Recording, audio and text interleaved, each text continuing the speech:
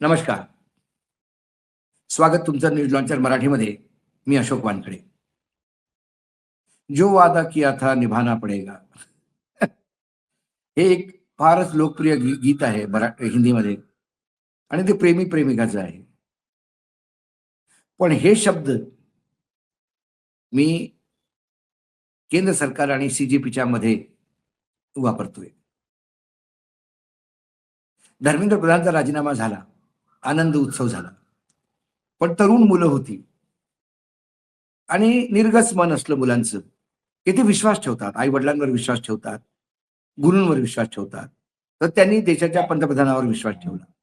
हालांकी आम्ही सारखं सांगायचो, की "अरे तुम्ही आंदोलनाचा समाप्त करण्याच्या अगोदर नीट विचार करा. कारण तुमच्या मागण्यामधली फक्त एक मागणी पूर्ण केलेली आहे. बाकी मागण्यांचे आश्वासन दिलेले आहे आणि निवडणुकीमध्ये दिलेले आश्वासन हे चुनावी जुमले म्हणतात. मीटिंगमधले आश्वासन मीटिंग जुमले होईल. कागदावर लिहिलेले कागदा जुमले होईल. पण हे काय निभवतील का?" आणि ते निभवताना दिसत नाही.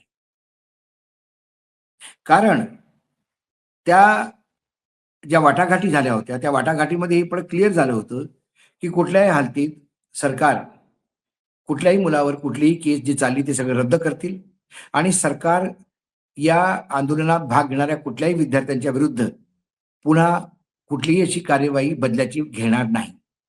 खास करून एन सरकारमध्ये, डबल इंजिनच्या सरकारमध्ये. परंतु जे रिपोर्ट्स आले ते फार वेगळे आले. रिपोर्ट्स काय आले? खास करून बिहार, आसाम, बंगाल इथे तो एक चौधरी म्हणून आहे, सम्राट चौधरी मुख्यमंत्री बिहारमध्ये. त्याच्यावरच नरसंहार करण्याची म्हणजे त्याच्यावर आरोप होते नरसंहाराचे. तिथे सिवानमध्ये तर अक्षरशः पोलीस हवालदारांनी AK-47 मधनं गोळ्या झाडल्या मुलांवर. तो प्रकार आणि तिथे खूप आता मुलांना शोधून धोडून त्यांना घरी जाऊन आणतायत. त्या बातम्या आल्या. आसाममध्ये हेमंत विश्व शर्मा हा तर सर्वात उग्र मुख्यमंत्री होण्याचं स्वप्न पाहतो आणि त्याच्याच कॉम्पिटिशनमध्ये असतो. त्यामुळे सरकार विरुद्ध बोलणाऱ्याचा आवाज कसा बंद करता येईल याच्यासाठी त्याची पोलीस लागलेली असते. तिथनं काही सुवेंदू चौधरी नवीन नवीन म्हणतात ना, नया मुल्ला रोज 5 बार नमाज पडताय. म्हणजे त्याला मुल्ला म्हणत नाही मी. एक वाक्प्रचार सांगितला मी. नाहीतर तो म्हणेल मला मुल्ला कसा म्हणाला. कारण यांना या मूर्खांना म्हणी आणि वाक्प्रचार सुद्धा कळत नाहीत. त्यामुळे ती जी नवीन सून आहे ती रोज डोक्यावर पदर घेऊन बिलकुल रोज 10 वेळा पाया लागते सासू-सासऱ्यांच्या. त्यामुळे आता त्यांनी तिथे ती धरपकड सुरू केली.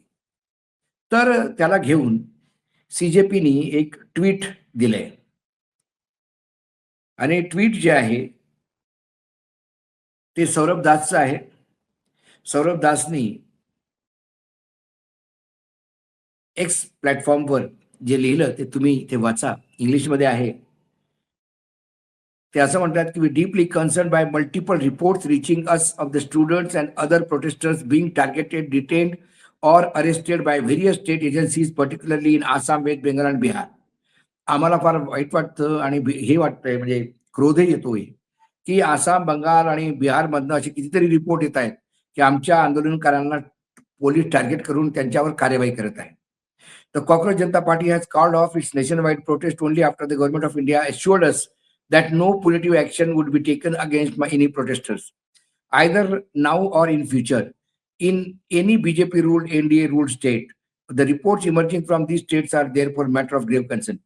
आमच्या जनता पार्टीनी म्हणजे कॉक्रोच जनता पार्टीनी जेव्हा पूर्ण देशातला आमचा आंदोलन आम्ही वापस घेतलं, ते फक्त भारत सरकारच्या ॲश्युरन्सवर त्यांनी केलेल्या शब्देवर, की बाबा ते कुठलंही ॲक्शन आमच्या प्रोटेस्टरवर घेणार नाही आणि खास करून जिथे भाजपाची राज्य सरकार आहे तिथे पण ते घेणार नाही.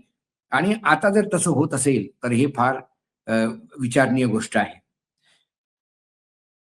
सर्वात पहिले first we assure every protester that our legal team is already coordinating with the brilliant lawyers in the concern states to secure release of those detained and extend all possible legal assistance. This is being happening from day one. आम्ही पहिल्या दिवसापासून आम्ही प्रयत्न करतोय की या खास या राज्यांमध्ये जे आम्ही सांगितलंय त्या राज्यांमध्ये आमच्याकडे फार मोठ्या वकिलांची एक फौज आहे. अतिशय ब्रिलियंट वकील आहेत. ते सगळे तुमच्या जमानती करण्यासाठी आणि तुमच्या केस लढण्यासाठी सरसावलेले आहेत आणि हे पहिल्या दिवसापासून होते. तुम्ही काळजी करू नका. दुसरी गोष्ट म्हणजे we shall upon the government of India, we call upon the government of India, particularly JP Nadda and Jitendra Singh ji, to immediately honor the assurance given to us by the ensuring the release of those detained and by directing that no collective or retaliatory action is taken against any protester anywhere in the country. The FIR registered out to be withdrawn too.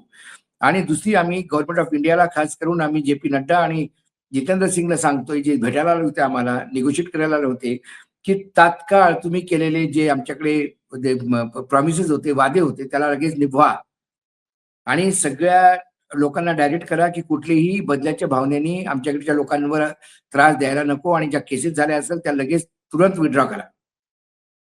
मग पुढे bold मध्ये त्यांनी दिलं, the government of India is also remind of this commitment furnish us the return guarantee in this regard by tomorrow Tuesday 28/2026.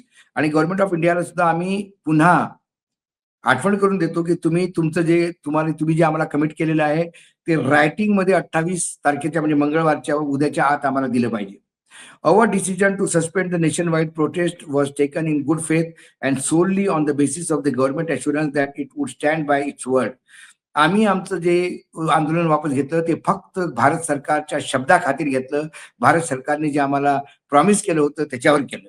Any departure from this assurance would not merely amount to a breach of trust with the Congress Janata Party, but also would be breach of the public trust with lakhs of young Indians who those dialogues were dialogue or protest. तुमची ही जी action आहे, तुम्ही ती जे पळताय केलेल्या वाद्यापासून किंवा दिलेल्या promise पासून, ही तुमची ब्रीच ऑफ कॉन्ट्रॅक्ट म्हणजे विश्वासघाताची गोष्ट मानतो. आणि हा विश्वासघात फक्त आमच्यासोबत नाही आहे, लाखो युवा तरुणांसोबत आहे, ज्यांनी फक्त तुमच्या शब्दाखातीर पूर्ण देशात तुमच्याशी वाटाघाटी स्वीकारल्या आंदोलनाच्या ऐवजी. Such breach of trust will completely unacceptable to the youth. असं जर तुम्ही विश्वासघात केला तर या देशातला तरुण कधीही त्याला स्वीकृती देणार नाही. The government of India is reminded that it derives credibility not from just making promises but from promises to be honored. आम्ही सरकारला पुन्हा त्यांना सांगू इच्छितो की नुसते प्रॉमिस देऊन, वादे करून किंवा कागदावर लिहून गोष्टी होत नसतात. लिहिलेल्या गोष्टींवर तुम्ही क्रियान्वयन केलं तरच तुमची जी इज्जत आहे किंवा तुमची साख आहे ती मजबूत होईल. To the young protester, we say, hold on, we are with you. The CJP continues to closely monitor the situation and expect the government of India and all BJP NDA ruled government to act with almost urgency, responsibility, and good faith that the present circumstances demand. We demand that all detainee arrestee be released immediately and in any case by tomorrow, and that all FIRs be withdrawn immediately, failing which we shall take further necessary steps. आणि आम्ही सगळ्या प्रोटेस्टरना सांगतो, आम्ही तुमच्यासोबत आहोत, तुम्ही काळजी करू नका. आम्ही सरकारला पुन्हा सांगतो, तुम्ही उद्याच्या आत हे सगळं वापस करा, नाहीतर मग आम्हाला आमचं विचार करावा लागेल. उद्याचा वेळ आहे. तिकडे उत्तर प्रदेशमध्ये एक गोहर युनिव्हर्सिटी आहे रामपूरला, त्याच्या 40 बिल्डिंग पैकी 38 बिल्डिंग इलिगल आहे म्हणून तोडण्यासाठी त्यांना 15 दिवसाचा टाइम दिला योगी सरकारने. त्याच्यासाठी सीजेपीने काय पाहिलं की तुम्ही रोज इथे ज्या 10 शाळा रोज बंद होतात, अशा स्थितीमध्ये तुम्ही एक युनिव्हर्सिटी चालू असलेली युनिव्हर्सिटीच्या 38 बिल्डिंग जर पाडत असाल तर ते बिलकुल ऍक्सेप्टेड नाहीये. तुम्ही पुनर्विचार करा. त्या बिल्डिंग तुम्ही सांगितलं की अवैध आहेत, तर ते वैध कशाला, त्याला वैध करा आणि तिथे मुलांना शिकवू द्या. लाखो विद्यार्थी तिथे शिकतायत. 38 बिल्डिंग जर पडल्या तर ते विद्यार्थी जातील कुठे? त्यामुळे त्यांनी तिथे सुद्धा वॉर्निंग दिली. सीजेपी चूप बसणार नाही. जिथे जिथे उलट होईल तिथे तिथे ते पाहतील. दुसरीकडे आज पूर्ण देशात म्हणजे जो पोलिसांचा प्रताडणा झाली, म्हणजे पोलिसांचा जो हैवानी जे कॅरेक्टर दिसायला लागलं मुंबई ते दिल्ली, त्यावर विरोधी पक्ष पार्लमेंटला बिलकुल धारेवर धरले. सरकारने परीक्षा सुधार बिल आणलंय, परंतु विपक्ष म्हणतोय की पहिले पोलिसांनी केलेल्या अत्याचारांवर गोष्टी व्हायला हव्या आणि जर त्या त्याच्यावर चर्चा झाली तर पंतप्रधानांनी मोदींना आणि अमित शहाला माफी मागावी लागेल. कारण इतकं पोलिसांनी कुकृत्य केलं आणि त्याचे सगळे प्रूफ समोर आलेले आहेत. हे सगळं समोर असताना एकीकडे पार्लमेंट चालत नाही आहे, सीजेपीने पुन्हा आंदोलनाची धमकी दिली, युपी मध्ये पुन्हा एक धमकी दिली, बाकी राज्यांमध्ये चालू असलेली प्रताडणा, सरकारने हा डबल गेम थांबवला पाहिजे, नाही तर सरकार पुन्हा देशाला आगीत झोपतंय का काय असं भीती वाटायला लागली. आम्ही पण याच्यावर लक्ष ठेवून आहोत आणि वेळोवेळी तुम्हाला सगळ्या बातम्या समोर आणेल. आज एवढंच. पुन्हा येतो काही विषयासोबत. तोपर्यंत नमस्कार. पाहत राहा न्यूज लॉन्चर मराठी.